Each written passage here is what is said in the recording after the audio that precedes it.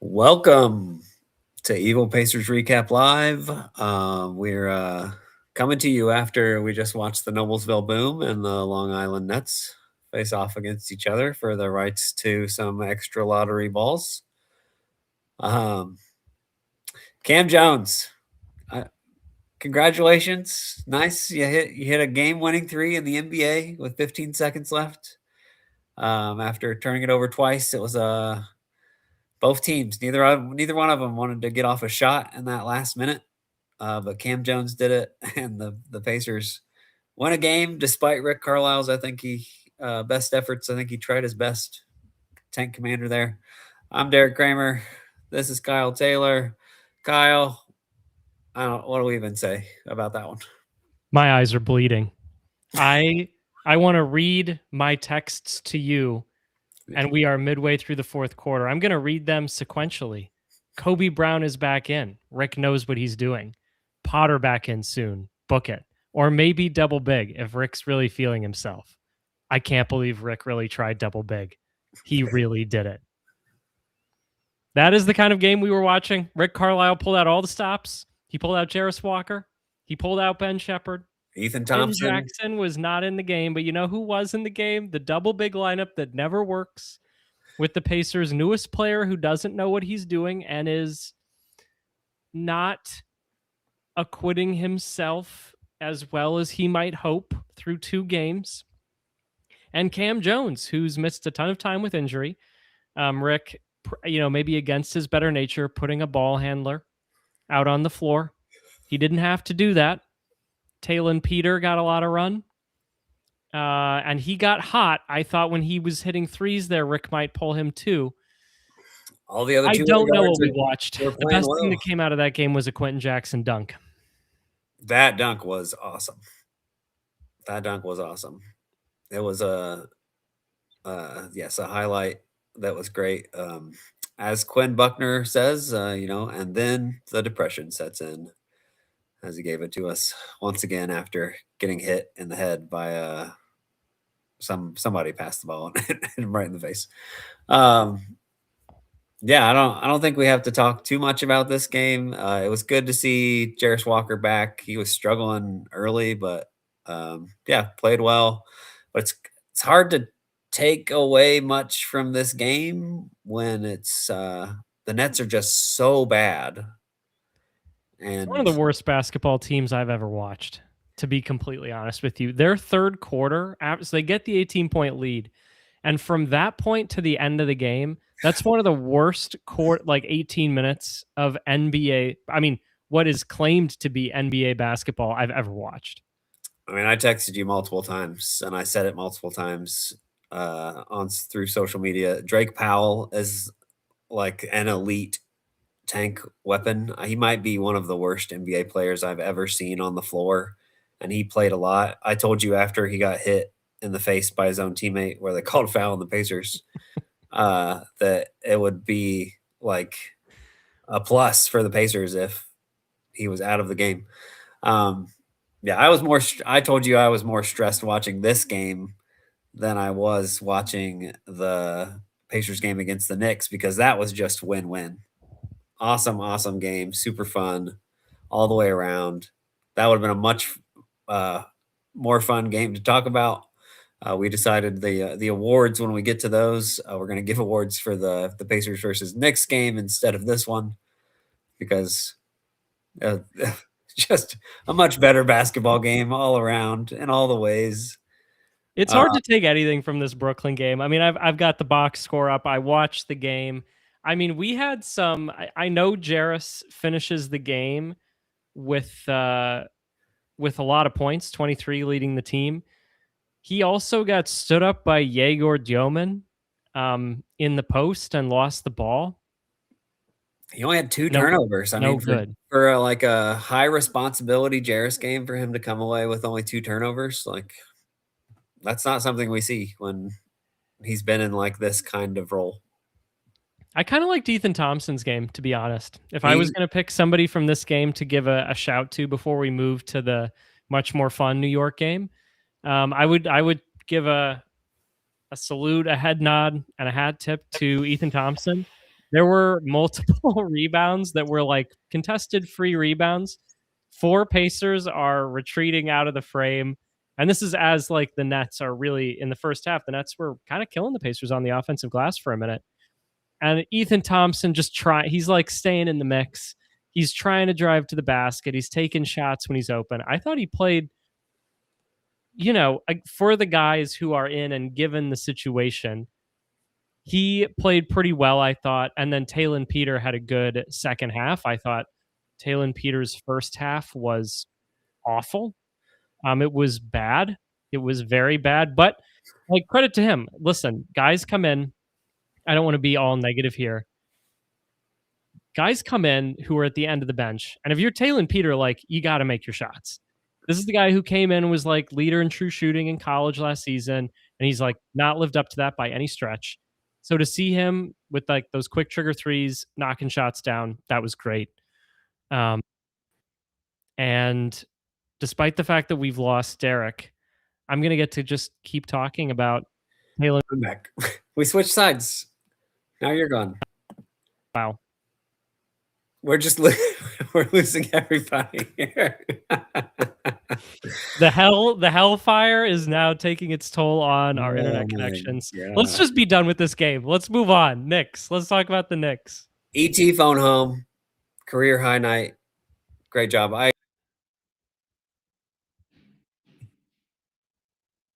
This is remarkable. I apologize. I don't know what's happening. We're gonna be done talking about the Nets. The thing that we're experiencing right now is because we're talking about the Brooklyn Nets and the Pacers team that took the court against them. I'm done. It's over. We're talking about the Knicks game. The Pacers and the Knicks played one of the most back and forth games literally in NBA history. 39 lead changes. On the Nets broadcast, they said it was the 4th most all time. I don't know if that's actually true, but I know the record was 43, and the Pacers and Knicks were on track to get the record until we got to the early 4th quarter, and the Pacers went up 3, and it was a 3-point gap, and it would go 3-0, up 3 tied, or up 2 tied instead of 1 -1. That game was awesome. I mean, no double-digit leads. I think it's very clear that the Pacers have gotten up to play exactly and only the handful of teams who they care about: the Knicks, the Thunder, the Bucks once, the Celtics, and they don't get up to play anyone else, which kind of sucks because it would have been nice to see them get up for other teams.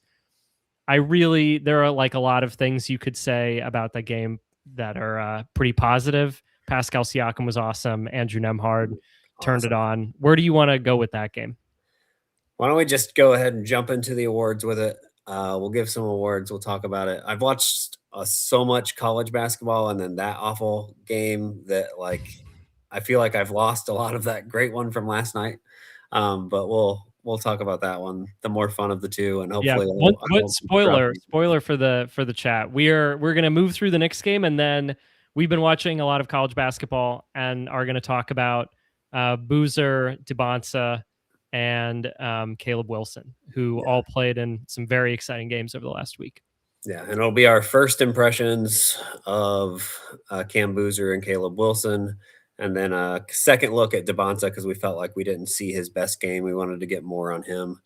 So we'll dive into the awards, talk the Pacers, Knicks, and then get into the draft talk.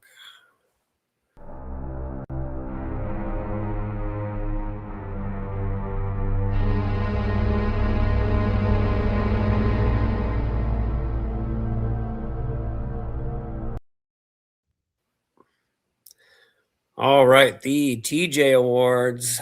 Who is your nominee, Kyle, for the Tyrese John Halliburton Award for last night's? I'm gonna go way, way, way off the wall for this pick. Okay, I'm coming out of nowhere. I'm going with the player who inspired Worldwide Rob Perez on Twitter or X to monologue about him. Rob, if you're on Twitter, follow him. He's a big Knicks fan, and after every Knicks game, he posts their record and monologues about his feelings, which could be about the game or it could be not about the game. He's great. And after the game yesterday, he gets on his stream and says that he has a new second least favorite Pacer. Of course, Reggie Miller being the implied least favorite Pacer ever. And his second least favorite player on the Pacers is my nominee for the TJ Award, Aaron Nesmith. No notes. Who blocks Jalen Brunson. Look, Brunson was exhausted, but who just absolutely smothered Jalen Brunson when it counted at the end of the game. Look, the box score is not going to be so kind to his offense. 4 for 10, 1 for 3 from 3. None of this is going to stand out. His finishing at the rim, again, was like kind of suspect. But the defense, the inspiration he provides, the hate he provokes, it warms my heart. It makes me proud to be a Pacers fan. Aaron Nesmith, who once said he would die for this, that's my guy. I love him. And just watching, I live in New York City, which means that I watch the New York broadcasts. I can't watch the Pacers home broadcast. He hits his 1-3. I think it's in the fourth quarter. Maybe it was in the second half, and it's from the wing shooting at the basket on which he went, on fire. And Mike Breen and Clyde go, "Oh no, that's the basket he did it at last year." That like you could tell the broadcast, the fans. It was funny to listen to and watch. So my guy Aaron, he was not the best player in the game, but he's getting my nod for Mr. Pacer. I love it. Like you're underselling how good that WAB video was. Like he monologued about Aaron Nesmith at the beginning for like 2 straight minutes about how much he just can't stand him and kept like reiterating, this is a compliment. And then at the end of the video, it's like 10 minutes long. It's great.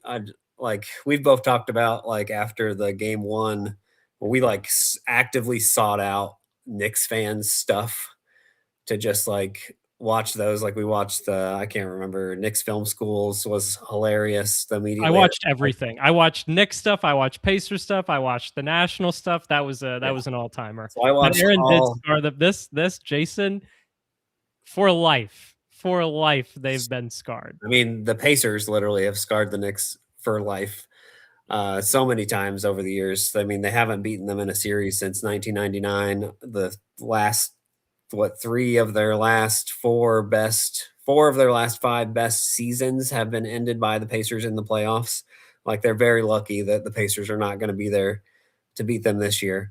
They better take advantage. But I watched that entire WAP video and it was so funny. And then he gets to the end and he like finishes it by bringing back Aaron Nesmith. And he's like, he's got me so flustered. I can't even remember what else I was going to say. I'm going to turn around and go to the bathroom. And he's going to be right there. I love Double A. I was hurt, scarred, and depressed when he had that MCL strain earlier this year. I was really worried that he had torn it. Very happy to watch him play basketball. He's great. I wish very badly that he could make a single shot at the rim. That may have to wait until next year. I feel like it's gotten a little bit better. No, I don't have numbers to back this up, but I Last time feel I like checked the numbers, it was no better. I feel like I've seen him make some 2-point shots recently, and that feels like progress. So I'll pull it up while you go through your Mr. Pacer award. Sounds good. So like the obvious candidates are Pascal Siakam and Andrew Nembhard. Both of them phenomenal candidates here. You put me in a tough spot that I have to only choose one. I'll pick Andrew Nembhard this time just as a way to like he's not going to get a chance to be playoff Drew this year, but every time we're seeing him against one of the like playoff opponents that the Pacers have had, he's been that guy. Really good to see, like 24 points, 10 assists. Just seeing him in big games is just so much fun to watch. Pascal Siakam obviously deserves it. 30 points, another clutch shot that put them up 3 late in that game. I continue to just take him for granted when I shouldn't. He's just incredible. So glad that he made the All-Star team. Either of those were great, but I love the Aaron Nesmith nod just for all the hate that it's. I just enjoy so much that among players who've taken at least 65 shots in the restricted area, the Pacers have two, count them, 2 of the bottom 5 in field goal percentage. Jarris Walker at 54% and Aaron Nesmith, our boy, 48. Yeah.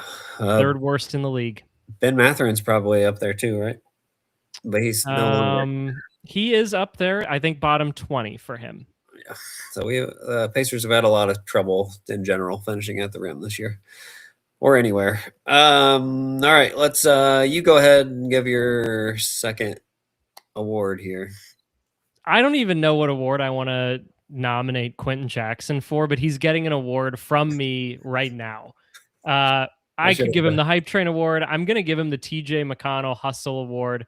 God, I had friends texting me, who is Quentin Jackson, spelled with an I. If you don't know, now you know. And now you know. In the Nets broadcast, again, in the game we just watched, they were like, who is this guy? Obviously, he's been one of the top two-way players. I don't know, like, as maybe I shouldn't rank, but like A-tier two-way player across the league. He's great. And he came ready to play. I think that is the hustle, the drive, like his fight, all of that stuff is it's a big part of why I love him. Obviously hits a huge 3. I think even multiple huge 3s in the next game. He deserved the big minutes he got. I was super impressed. He's going to get a standard contract and he'll deserve it. I hope. I should say I don't know things like that. Yeah, it just feels like he has to.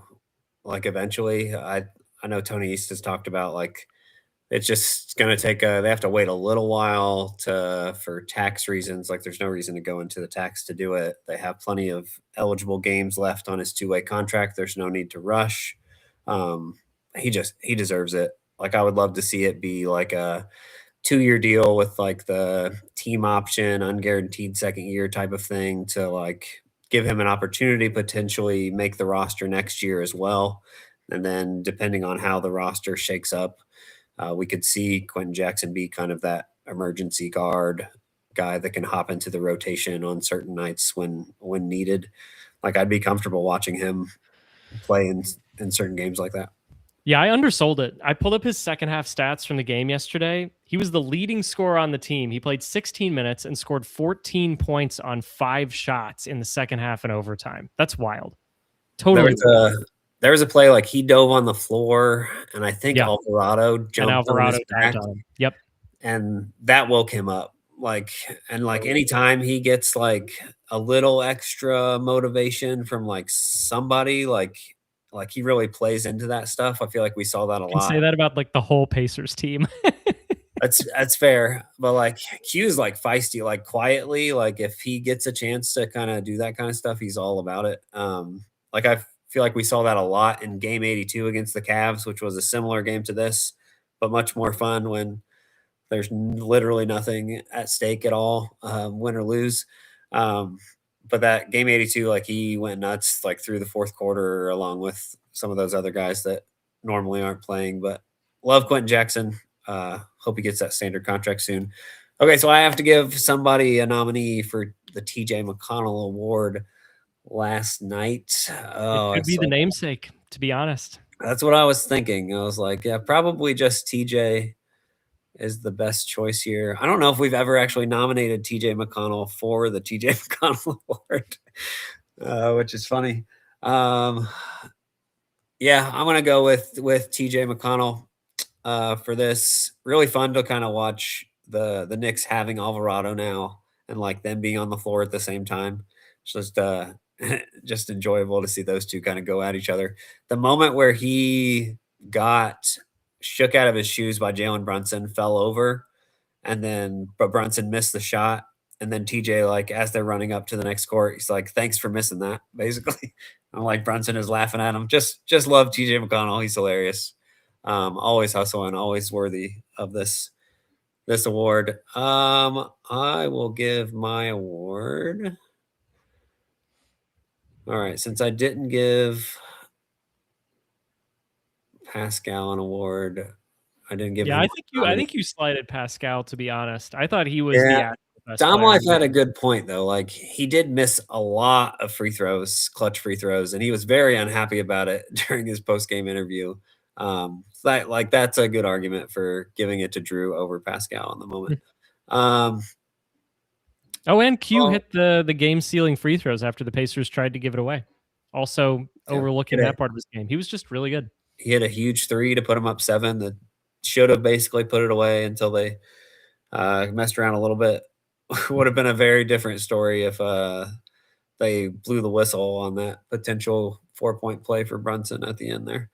I'll give Pascal a nominee for the Bucket Getter Award, the TJ Warren Award. I'm just trying to find something to give him an award He took for. 26 shots. Jeez. He was getting them up. I did not appreciate that the shots were going up like that. Yeah, I did not. I did not realize that he got up that many shots either. Works well with the TJ Warren Award, getting buckets. Um, I'll let you give your nominee for this one. Man, I guess it really should be Pascal for getting them up. I mean, I'll have to go with Nemhard. I mean, if we're talking about getting buckets, I feel like I should pick somebody who actually sought out and acquired the buckets, and Nemhard did that. The threes in this game, man, step back threes. This is one of my like coming into the year things that I wanted to watch. Nemhard's 3-point shooting last year in the regular season, he was sub 30% for, I think the entire season, if not just about the entire season, after being low 30s previously. And coming into this year, I think his best season was his rookie year. This year, I've been trying to watch his pull up 3-point percentage because, given his responsibility, this is just going to be a bigger part of his game than the catch and shoots were. I'm pulling it up right now because I was curious. 33% on pull up threes for the season. That's not going to sound very good. And frankly, it's not great. But last year, I believe he was at 24, maybe 25 on pull up threes. He was, like I said, looking for him in this game. I feel, I don't even know how to describe this, but when I watch Drew play, I feel like if he is either totally locked in or not thinking at all, he's a good shooter. And when he's like thinking, it's this middle area where he's not like out to kill you or just like completely in the flow and totally relaxed. In this middle area where he's thinking, he's not a good shooter. Actually, I don't think particularly good at all.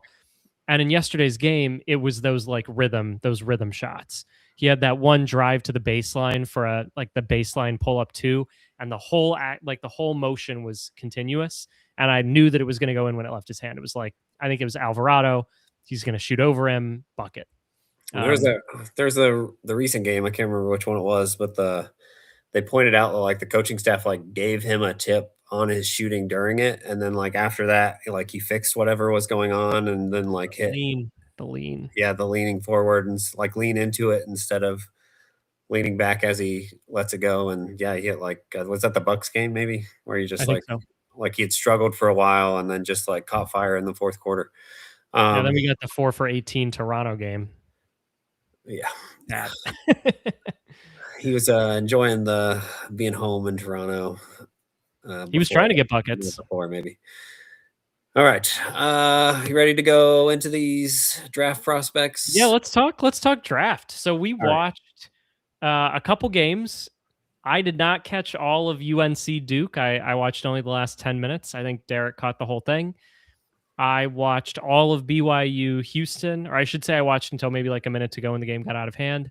And then I also caught some of BYU Baylor, which was yesterday during Knicks Pacers. I flipped to it at halftime. We should start with UNC Duke, though, because you've got some clips for the end of that game. And the end of that game, if you did not watch, listen, I'm a Butler fan. Duke broke my heart. I will never forgive them. And as far as I'm concerned, there's no matchup in college basketball where I would root for the Duke Blue Devils. Watching a court-storming game-winning 3 as the Duke Blue Devils collapse against their main rival, not my favorite Duke loss, but it's one of my favorite Duke losses. Obviously, sending Krzyzewski home with heartbreak was the best Duke loss, but this was very good. It was an awesome game. So awesome. Like it started off like Duke was just hitting everything and they were off to a big lead, but then it turned into just a super fun game to watch. I'll hold off on the end highlights for a little bit. I think first we didn't do a tankathon spin. I think we need to see, do they even keep the pick today? That's or true. We're at after this win, it's probably like, what are we, 4th odds now? 5th? It's tied with the Pelicans, who are really the Hawks. It's literally a coin flip according to Tankathon right now, because you would split the odds between the 3 and the 4 spot. So here's what they're at: 15 and 40, 50% chance at top 4. Do the Pacers even keep the pick we're about to talk about? Yes, right. They keep it. They do. Today they keep it, and the Bucks give the Hawks the number 2 pick. And Washington would deserve it. I have no ill will at all towards them. I'd be very annoyed if the Mavs ended up in the top 4 again. That would be annoying. I think you keep talking about all the, like, how do we fix tanking? I think one of the easiest things to do that will at least help eliminate 4 teams every year from wanting to tank. Just you can't move into the top 4 in consecutive years. Yeah. Okay. With that, let's talk about UNC Duke, because this is, if we've just spun the wheel. We're 4th in the order. This is right in line with where people have Dybantsa and Caleb Wilson. And I, as someone who missed the first half, missed Caleb Wilson going off for like, I don't know, what did he have? 15, 18 first half points. What did you like about him? So I'll start with that first. Caleb Wilson, like it took him a little while to get going, and then he had 6 straight possessions where he just went nuts. The highlights that I grabbed here, it's going to show a play from the second half, which was his best play of the game. So we'll go through that, and then we'll go through his 6 straight possessions that were incredible. A little dab step there, drove High straight on the into the glass. lane. So this is his first bucket of the game. There are like it's 13 minutes. The Carolina's only scored 5 points. Like he hasn't gotten going. Boozer really hasn't done much of anything at this point either. Duke's just hitting a bunch of shots. But we saw Caleb Wilson go to this block over and over and over again on repeat. Like the next 6 plays in this highlights are all consecutive, like 6 straight possessions. Caleb Wilson getting the team back and getting his team back into the game. So let's dive in here. So the first play here, pump fakes, doesn't really get much out of it, but then just hits a ridiculously tough shot. That is a ridiculous shot. Jeez. So then the second possession, like he gets the ball in the same exact spot, and watch what he does after he hits that shot. Awesome step through. I like that a lot Go more. right through it. Same spot. Next possession, draws the foul. Another step Gets through. both free throws. And then another possession was on block. This time he's got Boozer on him. Just rises up and hits it over him. It's like 4 straight possessions, just same block, gets all of these shots in. And then the next possession for Carolina, he gets a rebound, he brings it up, makes the simple pass for the assist. Nothing fancy there, but makes the available pass. And then the last one here, you can see him on the wing. And then he nails the 3 with Boozer basically daring him to shoot. So those plays all were 6 consecutive possessions for Carolina. He was dominating at that point. He's a really fun player. I watched this game twice. I watched it live and then I watched it again today. The first time I watched it, like I was like, I kind of like Caleb Wilson more than I like Cam Boozer initially. Now I see more of the Boozer thing once I watched it again. But Caleb Wilson's really exciting, super athletic. A lot of those shots were tough. Like I don't know how much he's going to be getting the ball in the post in the NBA, especially if he was on the Pacers. Yeah. Like that's not probably a possession he's going to get, but you can see like the talent that he has. Like he doesn't have a lot of the footwork and like skill to the level that like Dybantsa and Boozer do when they have those type of possessions, but you see it in flashes with like the step through and just his ability to rise up over anybody and do it. He's a fun player. Like you didn't see much of like he was kind of quiet in the last 10 minutes, so you probably didn't see much. Even defensively, not a great deal about his play stood out to me down the stretch. Vesar, I think, is the Big's name on the Tar Heels, and he was doing a lot of work for them. And then he didn't score for like the entire first half. So then. Right, it was kind of like tale of two halves there. So I didn't catch a lot of that. To be honest with you, and I'm going to talk about this a little bit when we get to Houston BYU with Kingston Flemings, who's like the 5th pick currently in the draft. One of the things that immediately I just like jumped off the screen is size. Like Boozer looks like an NBA player right now. He's huge. He's huge. He is enormous. I was like, oh my gosh. And it's not to say that Caleb Wilson like is too small or something. That's not what I'm saying. It's just like I am really interested to hear what you have to say about Boozer because, again, just off the screen, Boozer to me is just like, whoa, this guy is gonna like go into the league and is not gonna get just like torched over and over again. Like we watched Nolan Traore today, and like respectfully to Nolan Traore, who's got awesome speed. The guy's like a stick, and any talk player about the Nets again, I'm going to disappear. Yeah, any amount of size, not like Tyrese Halliburton should be able to like put him in the post. Like, come on, Boozer is altogether different. Yeah, Boozer is NBA body like clearly. I think the thing that stands out to me about Boozer the most is that like I can see him like seamlessly fitting in the Pacers offense really easily in terms of just how well he processes the game and makes quick decisions. Like that's the thing that stood out to me the most with Boozer.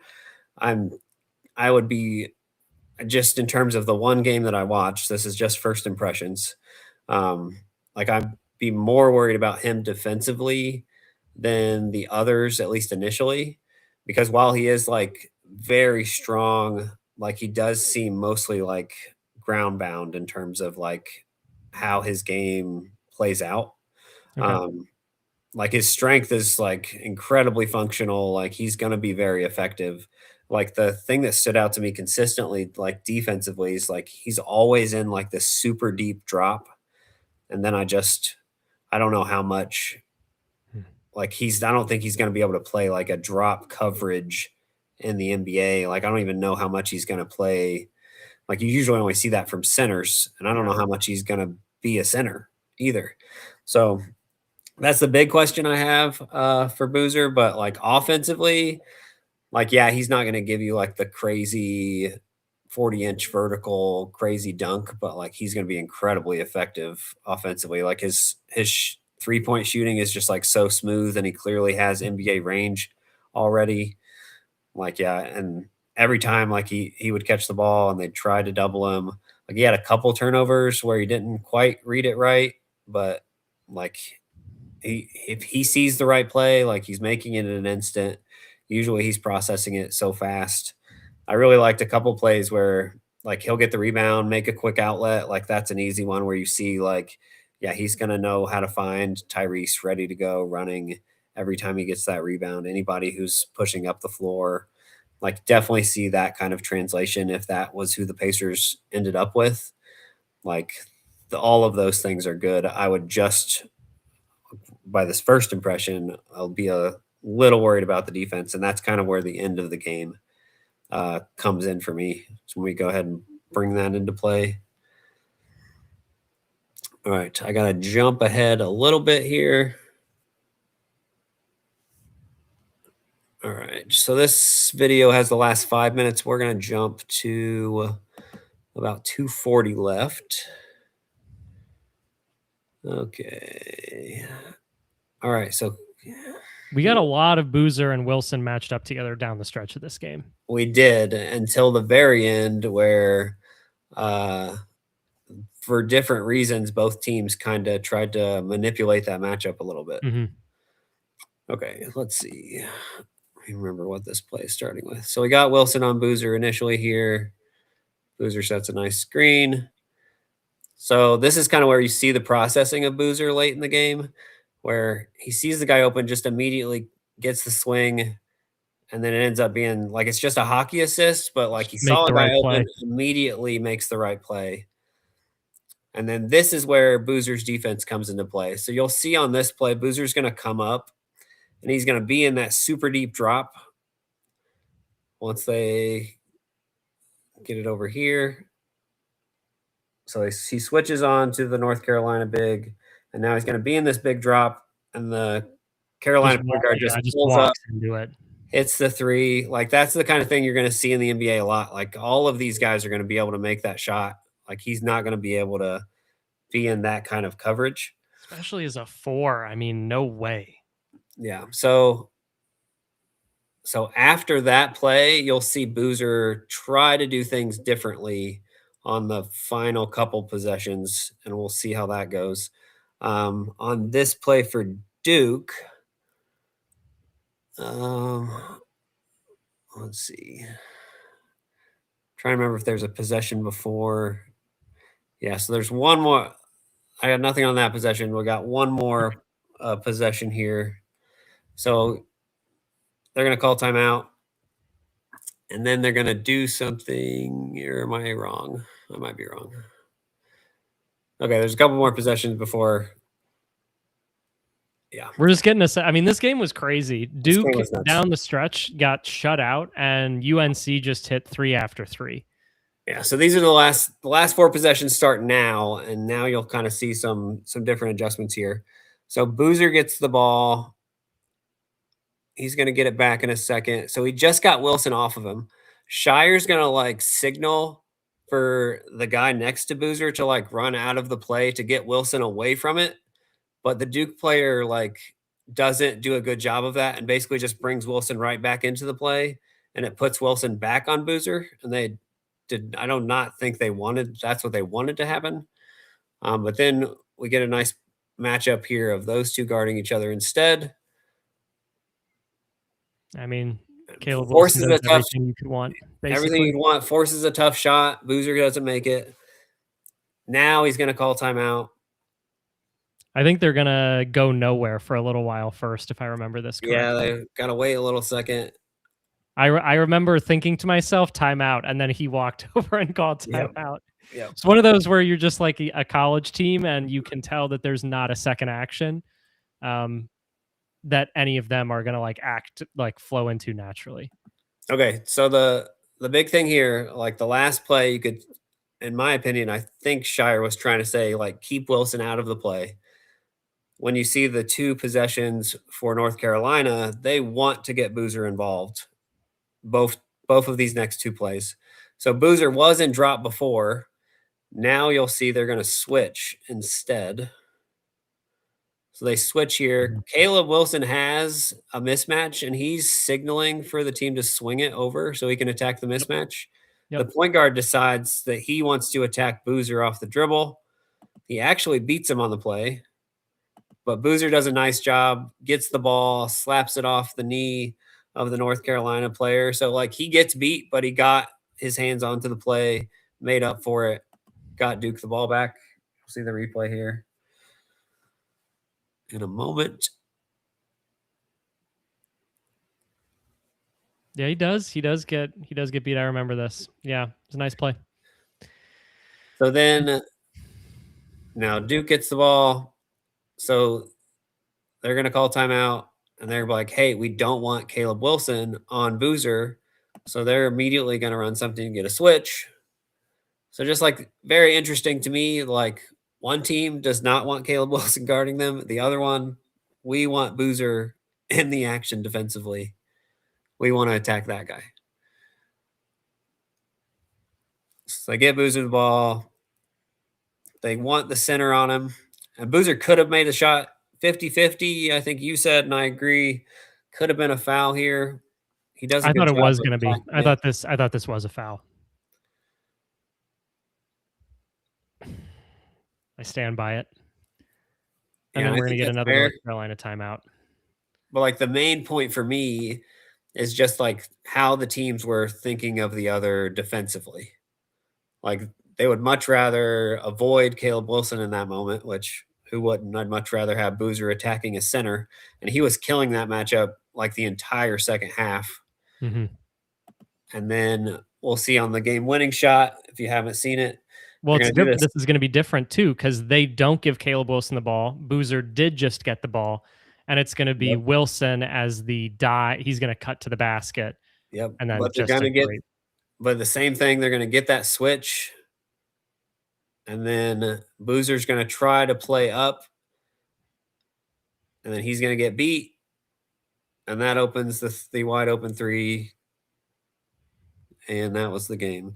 In the like, if Caleb Wilson was on the Pacers and Tyrese Halliburton is the person driving the ball, even I think Andrew Nembhard or TJ McConnell, I think all three of them, that 45 cut that Caleb Wilson makes to the basket live, I thought that was the play. Live, I thought, oh, I'm surprised that this is for the point guard. And then I saw Caleb Wilson cutting and I was like, this is a game-winning dunk because it's a left-handed wraparound pass, which is that's a pass that Tyrese Halliburton can make. That's a pass NBA players can make, but it's just a layoff. And if you watch it again, it is an unimpeded dunk. If that pass is made, instead we get a sick game-winning three and 2/10 left for Duke, who obviously couldn't do anything.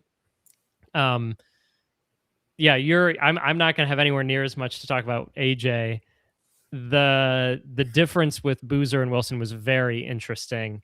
I think one of the most revealing things to me, both watching AJ and watching you go through those clips, is how opposing teams treat other players.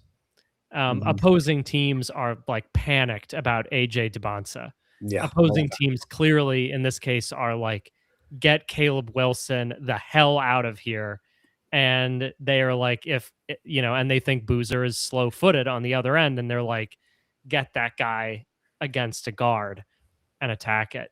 That, like, the level of respect or disrespect makes viewing the clips and watching the games very interesting to me, because it takes something that looks like in the Kansas game, for example, where Dybantsa just doesn't have much going.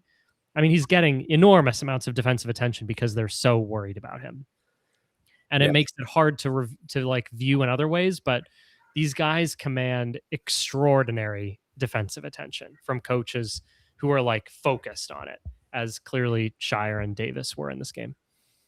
agreed. And like, I don't want to be too down on Boozer's defense.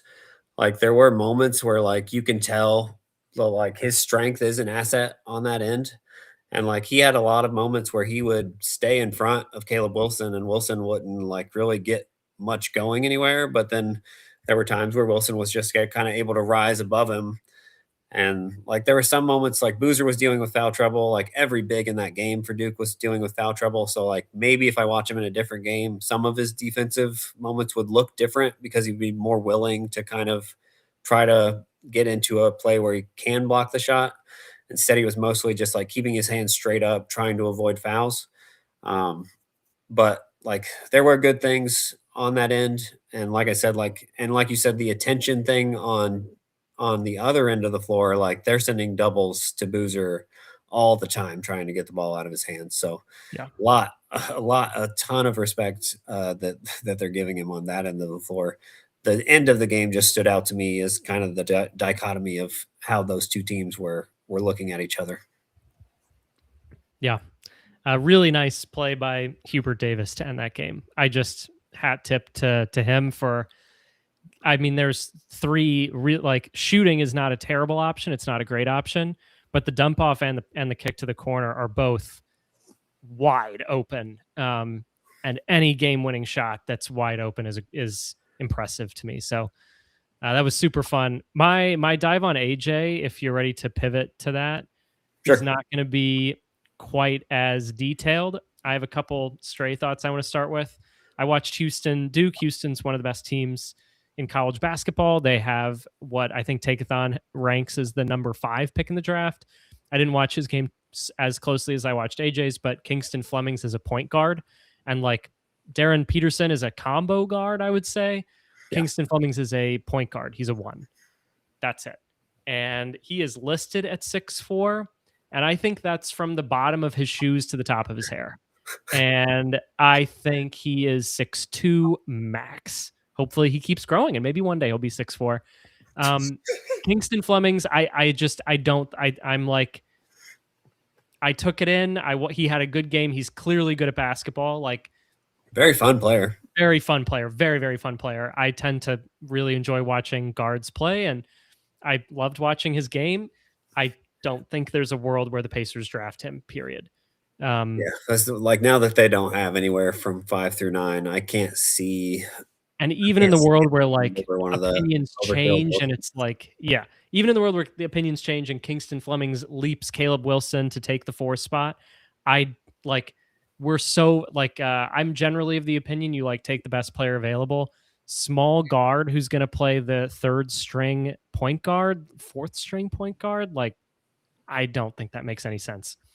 Okay, here's my AJ Dybantsa bet. After the Kansas BYU game, I came on here and I was like, if the Pacers get the number 1 pick, it's Darren Peterson. And I was like, it's over. I don't even know why we're talking about this. I don't even know why we're talking about it still, Derek, because if the Pacers get the number 1 pick, they should take AJ Dybantsa. Oh, man. We watched the poor game that he played, a game in which Kansas threw tons of defensive attention at him. Houston plays a defensive scheme that is insane. I mean, the level of athleticism and speed, swarming double teams all the time, all over the court. Super aggressive.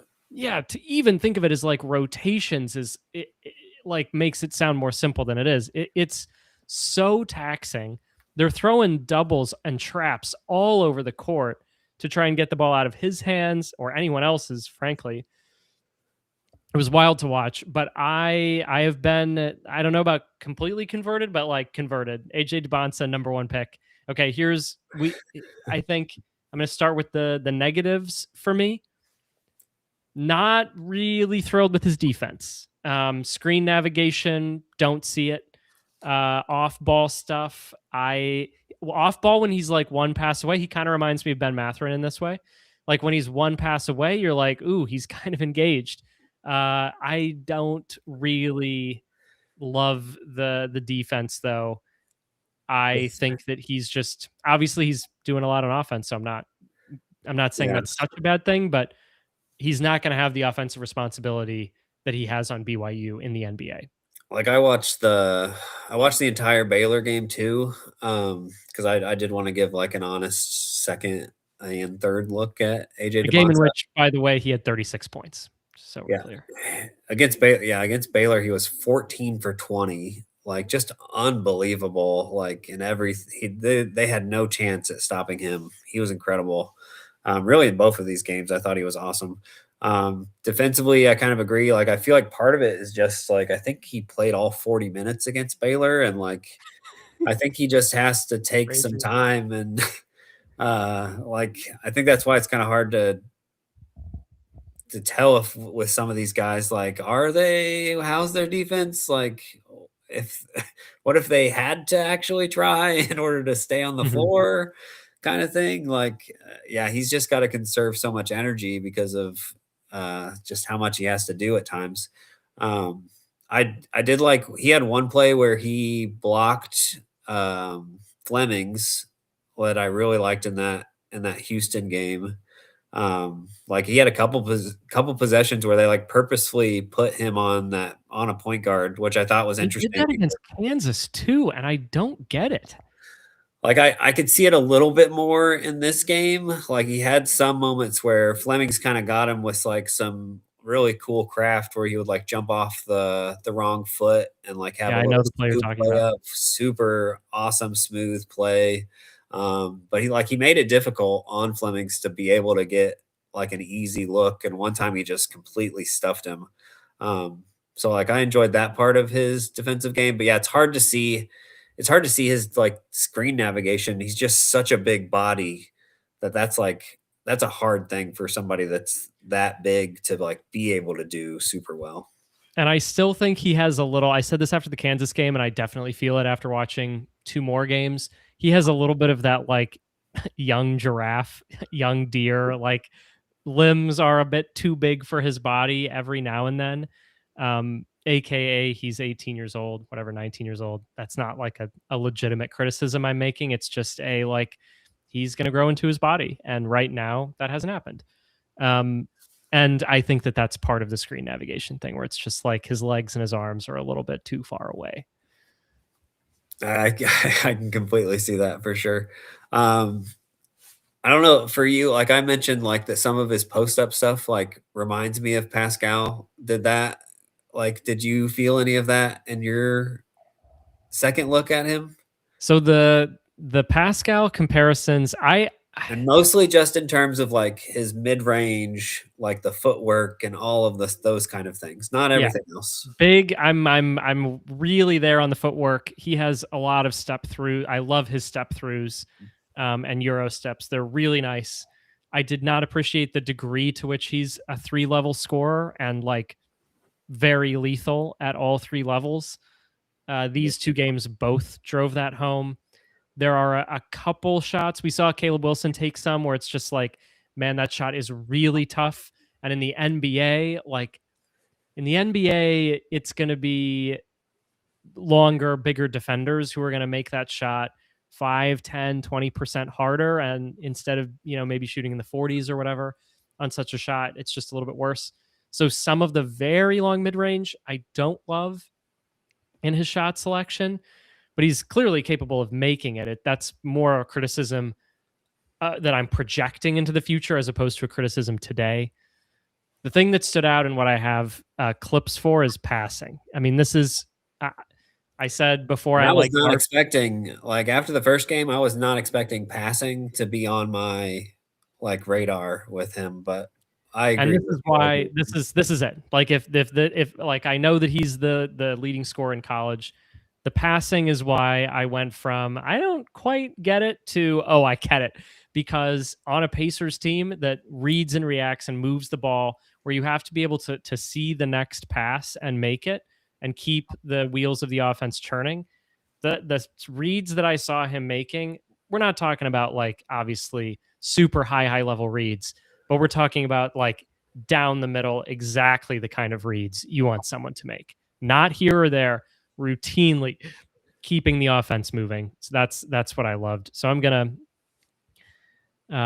share a clip I've got of the defense here. Let me see if I can make this a bit bigger. Or sorry, of the passing here. So these are all from the Houston game. So we've got just spray outs. We're gonna get dump offs. It's all sorts of passes from him. Yep. We'll just Just sort of also roll. like he consistently makes that simple pass that you're talking about. I mean, Like that's the finds skip the pass, finds the skip. really nice. And then soon here we're gonna get this is really good. Yep. Forces the double, drops it off for the dunk. That's a post mismatch. Kingston Flemings has no chance. That's a foul. Like good recognition, double, same. I mean, like these are NBA passes, I think. And they're passes you can just imagine on the Pacers. Yep. Really like that one. Yeah, totally. We just right all like this super aggressive Houston defense. If you can quickly That read, was and the that was best again one. really Yeah. good. If you can quickly read where the double is coming from, which is what he was doing, quickly reading where the double is coming from, you can just like it's a 4-on-3, and he Yep. was just hitting Already that created fast. the advantage there. Yep. Just Yeah, forcing and the I double. anyway, that is the skill that like popped for me. It was on display in the Baylor game too, not to quite that degree, in part because like Houston's defense opens up the possibility for these passes in a way that other defenses aren't going to because of the hyper aggression.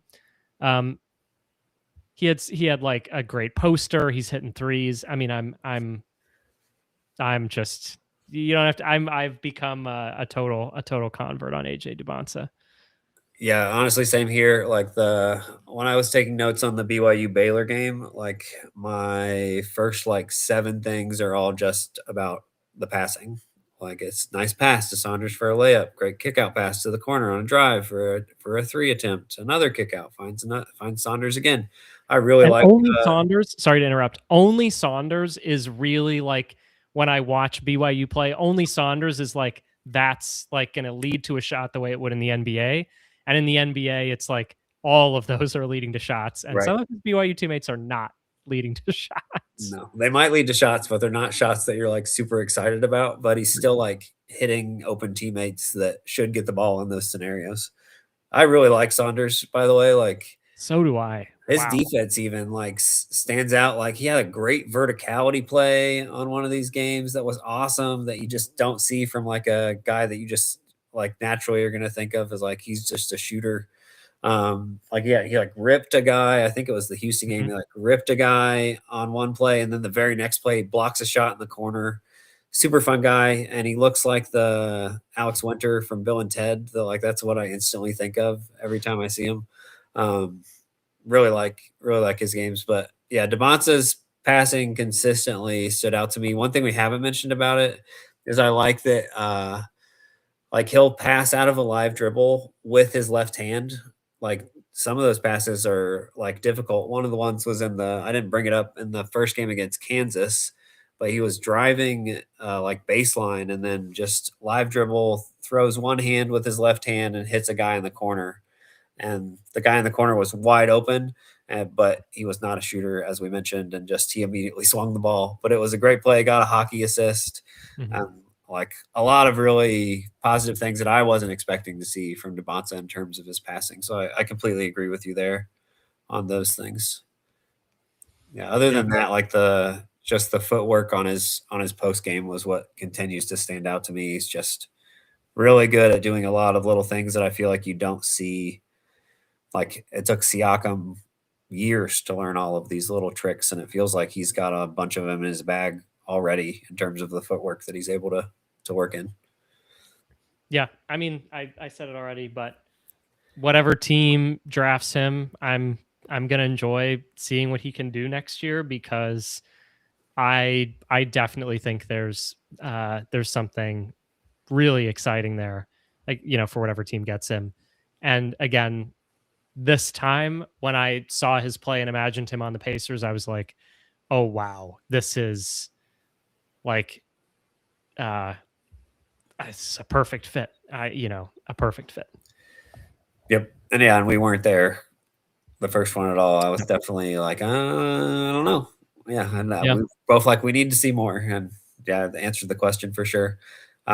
Looking forward to getting more into Boozer and having a stronger opinion on both him and Caleb Wilson in the future too. Um, like honestly, like the Pacers getting the top four, all four of those guys seem like awesome picks that would be super exciting to see on the roster.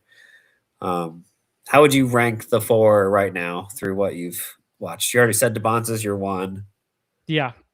Dybantsa is one. I think probably I'm going to stick with Peterson at two. I think Um, I feel like the stuff that you're concerned about with Peterson is just like all of the stuff that doesn't have to do with what's on the court. And that's like stuff that we can't know. Like the interviews and stuff where I feel like you're gonna make a lot of opinions on Peterson for front offices. I do care about that.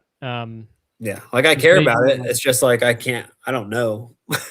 right. Yeah.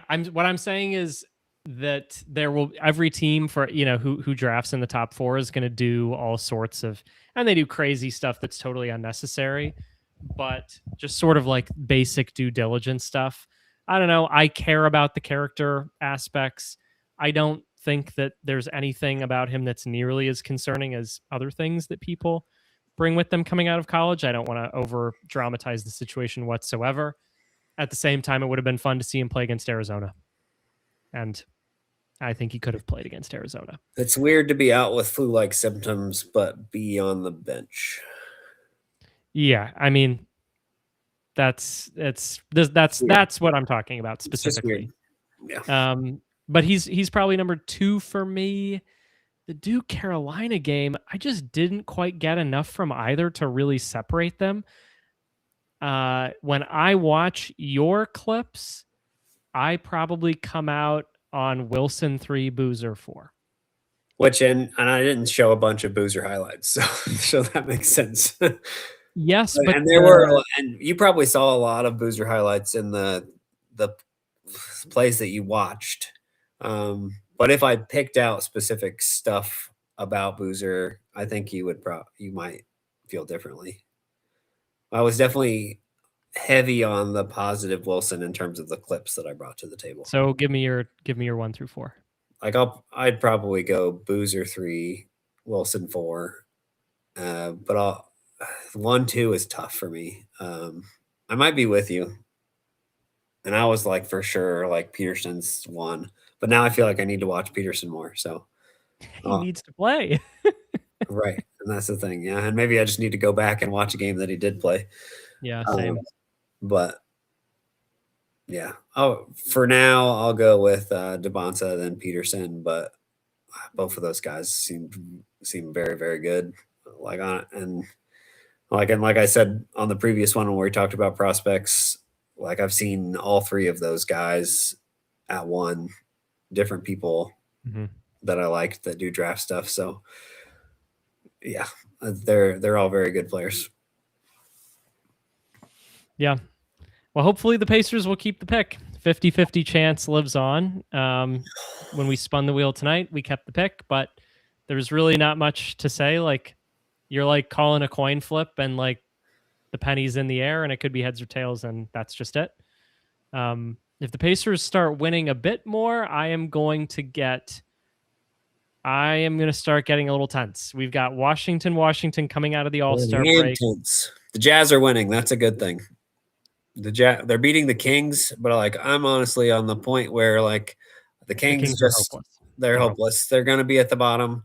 Just let them lose all the games against the other tanking teams, so then the other tanking teams stay above the Pacers. Is how I'm looking at that at this point. Every time I see the Kings on the schedule, the Kings can Yeah. win against anybody besides the Wizards, the Nets, the Pelicans. They can beat the Pacers, but I don't want We're to going to see the. find out how serious the tank is after the All-Star break, I think. Well, Buchanan even mentioned like we're going to see a lot of different combinations on the broadcast today. So after the All Star break, so I don't think Okay. it'll be quite like this where there's 8 guys out every night or anything, but eventually it might get to that point. Just too much at stake with just giving themselves the best chance to keep that pick. Pelicans, all right. Pelicans lost. They were up in the second quarter at one point, but I had to see. Tough. They lost to the Heat, and I think I saw that Trey Murphy was out with a shoulder thing, so they're cursed. Remarkable. They're cursed. All right. Well, we will be back after the All-Star break, I think.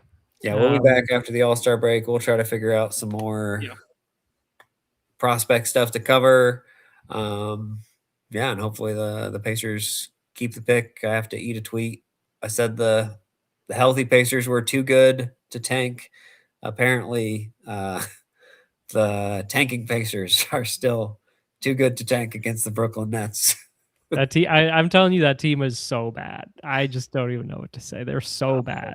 Gosh, I agree with you. I don't know if I've seen it. It's been a long time since I've seen a team that was that bad. And they weren't playing multiple guys too, but not that many. Yeah.